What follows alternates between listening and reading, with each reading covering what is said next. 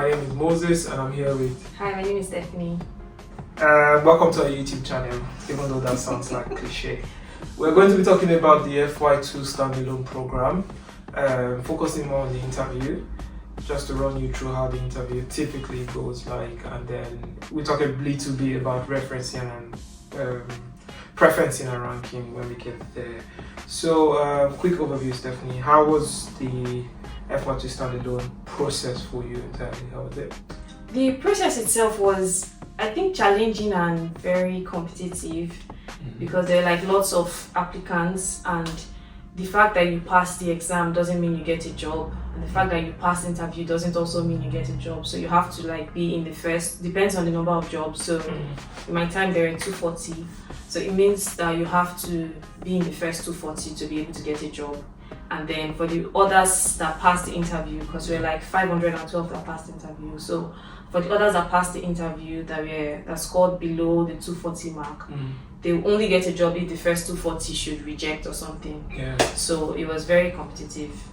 Okay, so the interview, passing it doesn't guarantee a job, but you need to pass well to get a job. And then your score at this point, if you've already passed the SJT part, doesn't have any bearing with the interview. So the score for the SJT just allows you pass on to the interview, and then the interview is just a different process entirely. So you need to give it equal attention. I think they said the only time that they use your scores from the SJT is if you and another participant get the same scores in your interview, and then they have to rank you guys. So they will now use the SJT score. Okay. Yeah.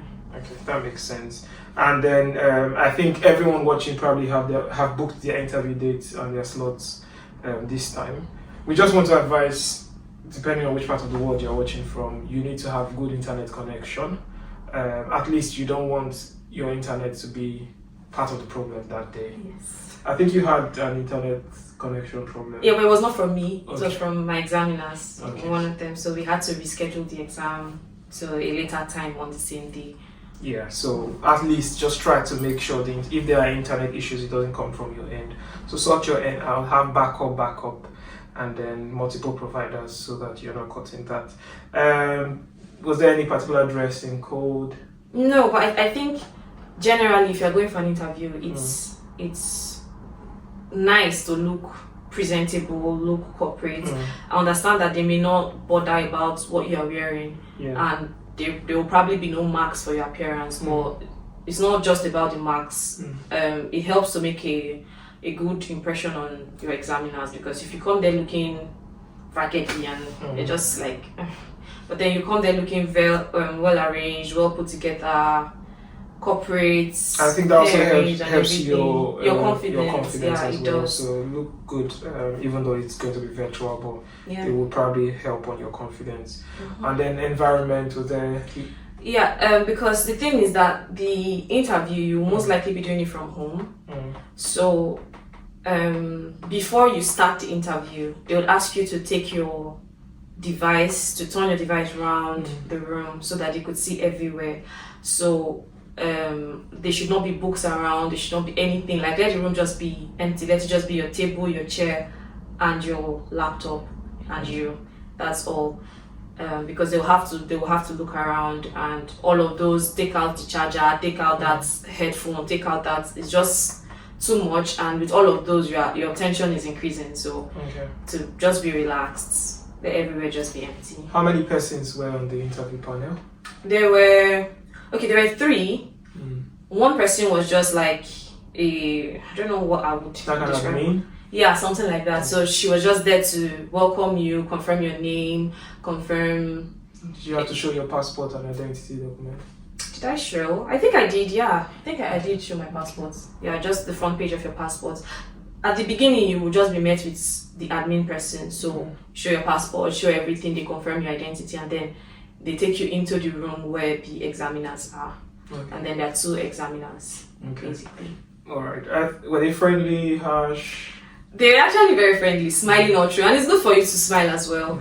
I understand that you might feel tense and there's like anxiety, emotions are all over the place. but look relaxed and smile, because everyone is smiling at you. So it's going to be weird if everyone is smiling and you're just looking shaky and stuff. So just chill. Okay. It's an exam. All right, that's fine. So the interview proper, how there are different sections, I guess. So yes. So it was in total, all the sections were 5. Okay. So there is one section for getting to know you. So they'll tell you to run them through your CV. So this is the part where you have to sell yourself. Okay, let me just say the different parts first before I talk about them individually. So there is one part to talk about yourself, your CV. Then there are 3 clinical questions. It could be clinical, ethical, but 3 medical questions. Then the last part that they score you on is your use of English. So it's communication. Yeah, your communication and use of English. Okay. So do I talk about the different parts? Yes, so the first part is like the getting to know you part. Can you run us through your CV? Yeah. Did you use any particular approach? Some people have different ways of doing this, so what was your own approach? Okay, so for me it was a thing of, I talked about my school, I talked about my job, and then extracurricular. Okay. So for school, I talked about the school I went to. I went to medical school in so and so place, graduated. You don't really need to now say I did biochemistry, this one. You don't have to list all you did. You went to school, graduated so and so year. During your school, if you graduated in the top 10%, top 20%, best graduating, whatever.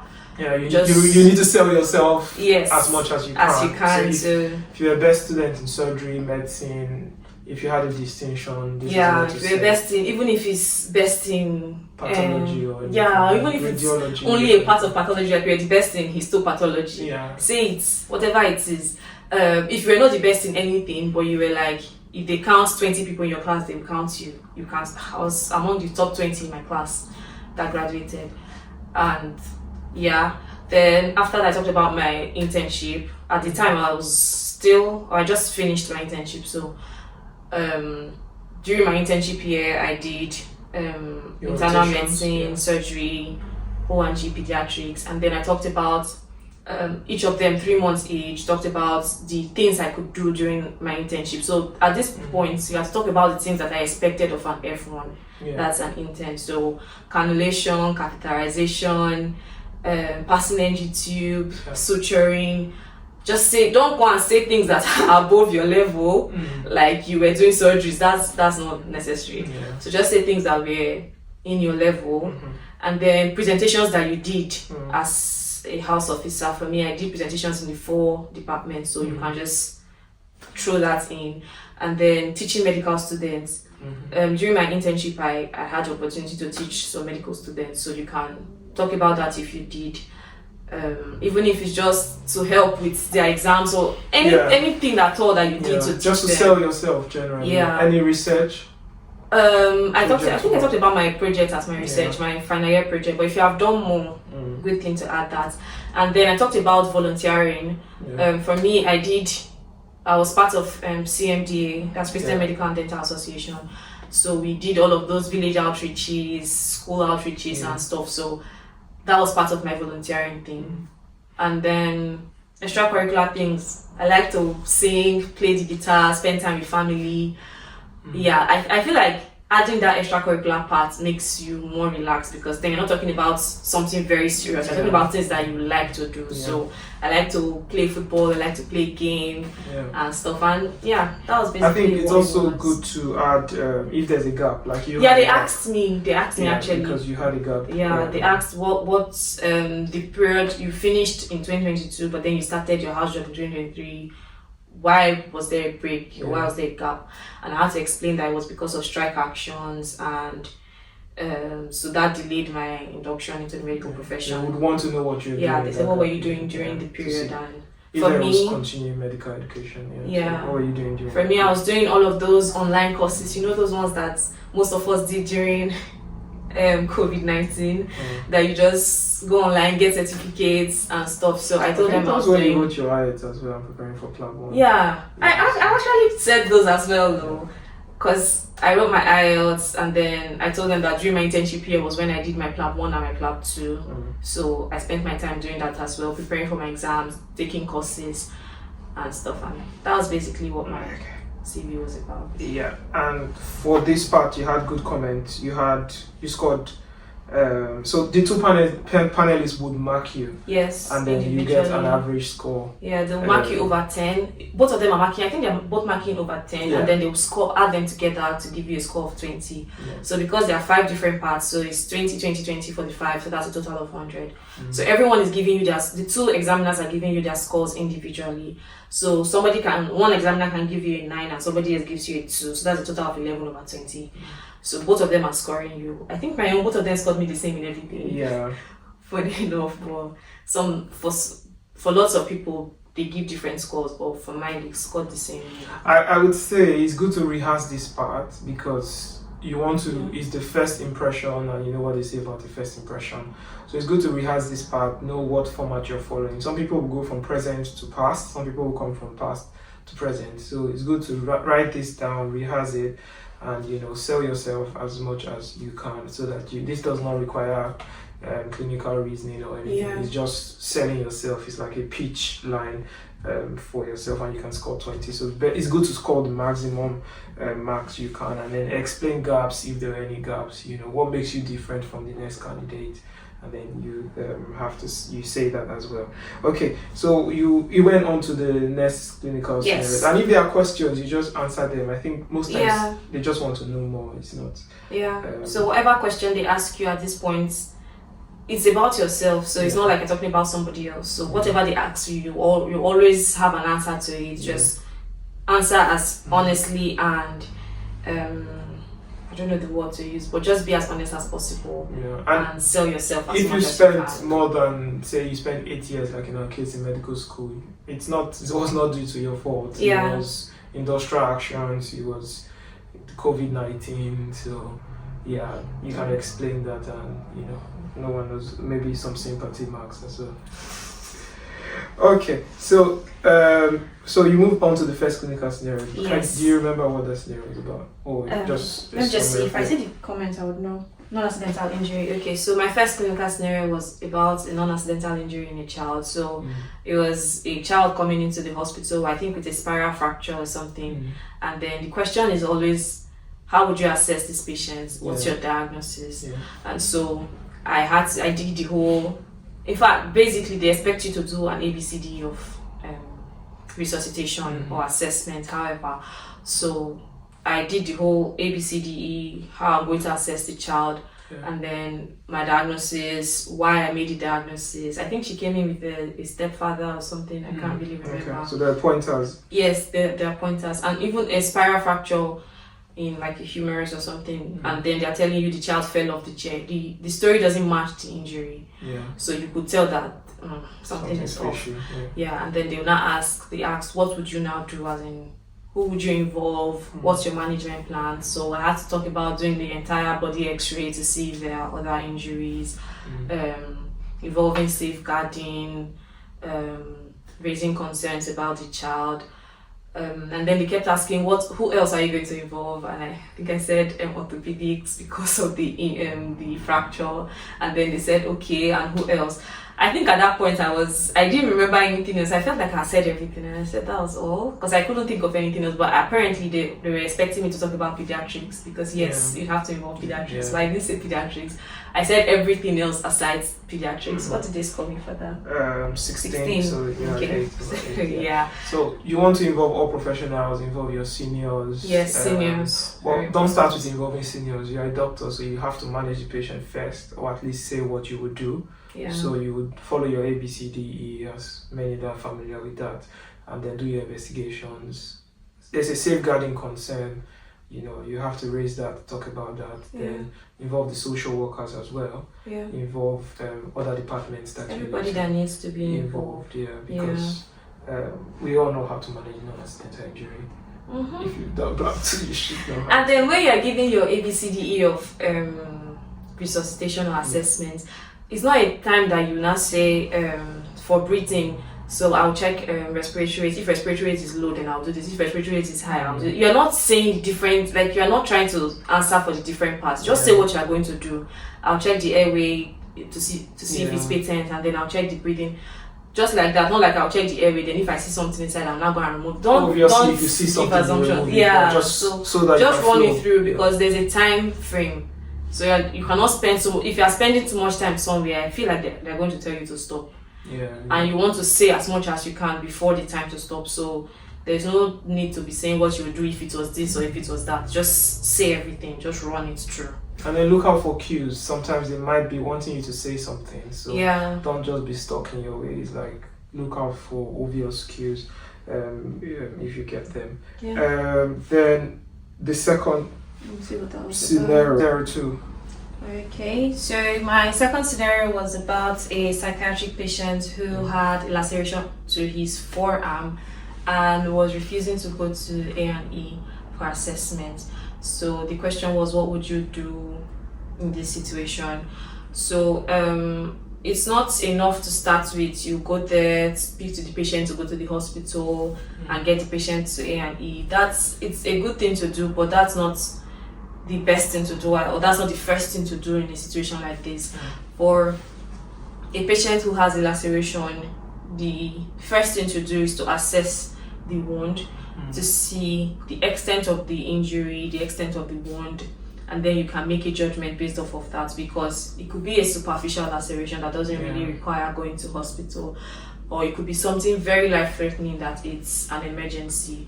So you have to do the full ABCD of resuscitation or assessment.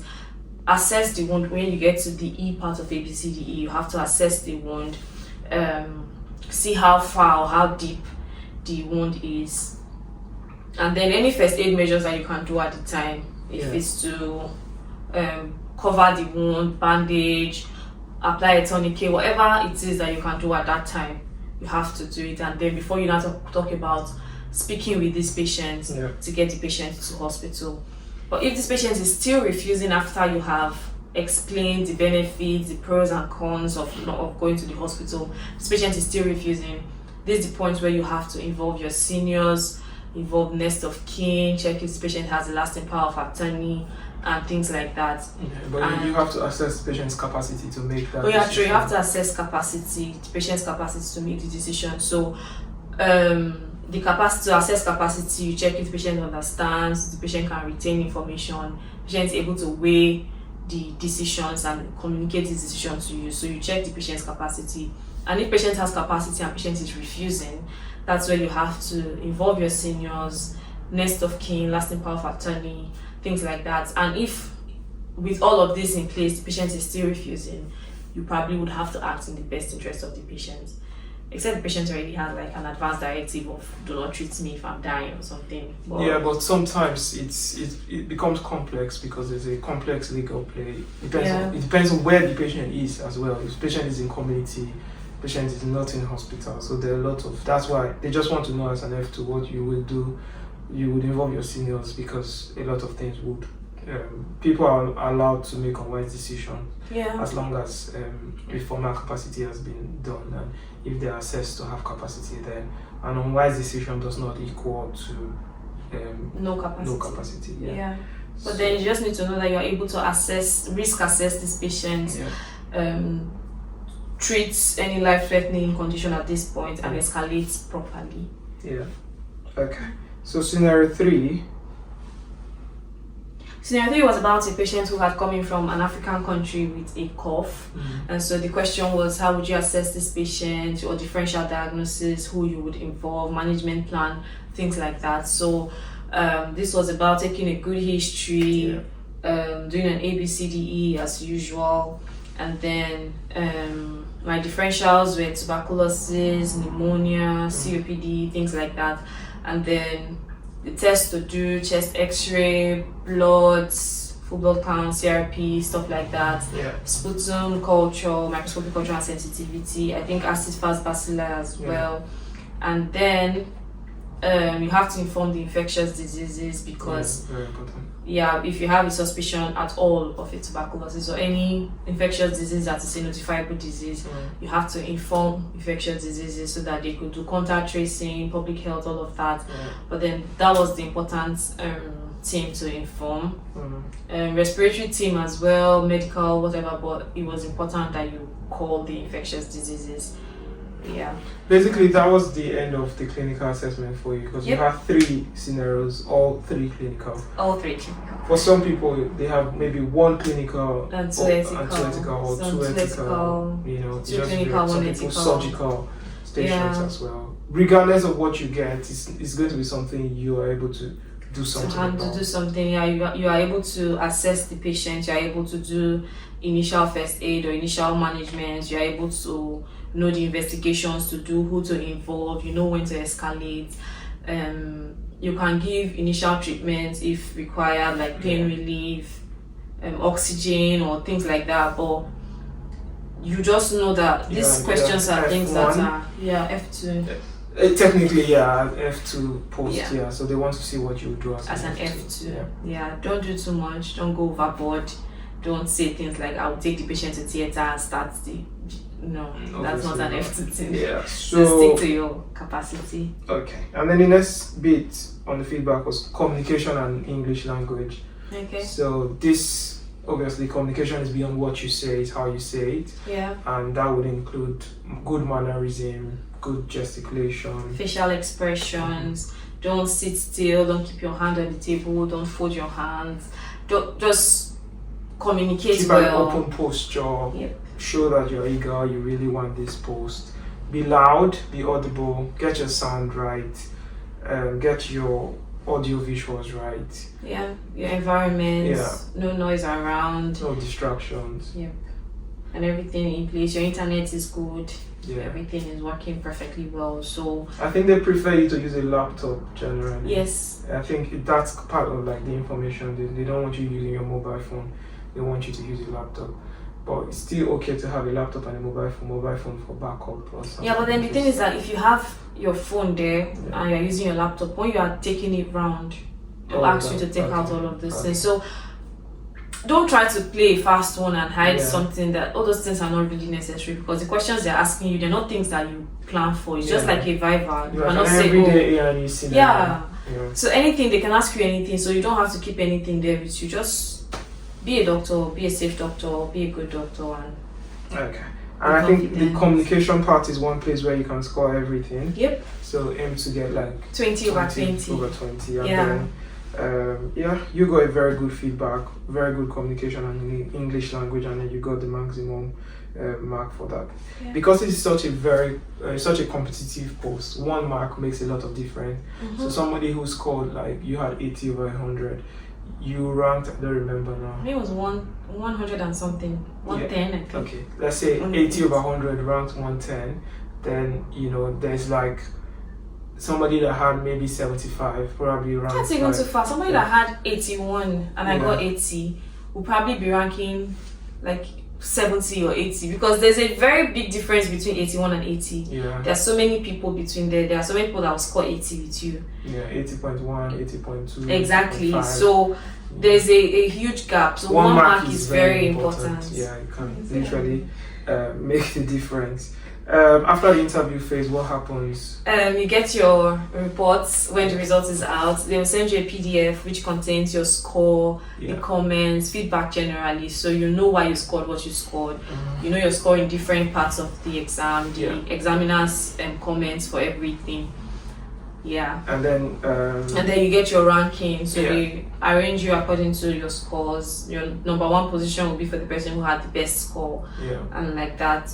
So then you know your rank, and then if there are like 200 jobs available and you are ranked in position 1 to 200, you are certain that you get a job. The only problem will be, only thing will be where you get the job, and that's where your preferencing comes in. Yeah. So based on your preferencing, you get a job. So you can preference based on location, based on the rotations available. So for each hospital, you see the different rotations available to you that you cannot pick from. They come as a block, so this is what they're offering. So you arrange your preferencing based on either location or based on the rotations available, and then that's it. That's I think it's good to emphasize at this point that at this stage only your interview score is important. SJT is done. Yes, you've passed, thank God. But this phase, your SJT scores will not really be used. It's your interview score that is the most important. So people will be judged based. You could have had a very low score in the SJT, but you probably get the best in the interview score. So that's important to mention. Yeah. And then just rank based on rotations that you're interested in, or based on location, or based on both. Or both, yeah. And then I'll advise that you just rank everything. Yeah. It's your first job in the, probably for some people it's their first job in the UK. But then it's a 1 year post. 1 year goes by really fast, so just rank everywhere so that whatever you get, and then you can use that as a starting block for your future plans. Yeah. Okay. I think this is the point where we say subscribe to our channel. Please hit that subscribe button. We wish you all the best, and we hope that you land a job after your interview. In August this year, you will be one of the FY2s on the FY2 Standalone program in the United Kingdom. Yep. We wish you all the best. Get your act right. Do a mock if you have to. You never know whether your electricity will go out if you're in some part of the world. Just test run these things. Get multiple internet providers. At least from your end, do the best you can, and then practice your introductory line. Write that out. Have a good pitch, and then just be that candidate that everyone would like to give a job to. Yeah. And be appointable, be a safe doctor, be confident. You know these things. There are things that you have experienced before. So just be confident, be a safe doctor, be a good doctor, and escalate when necessary. Yeah. Alright, see you on our next video. And see you in August, hopefully. Alright. Okay, all the best.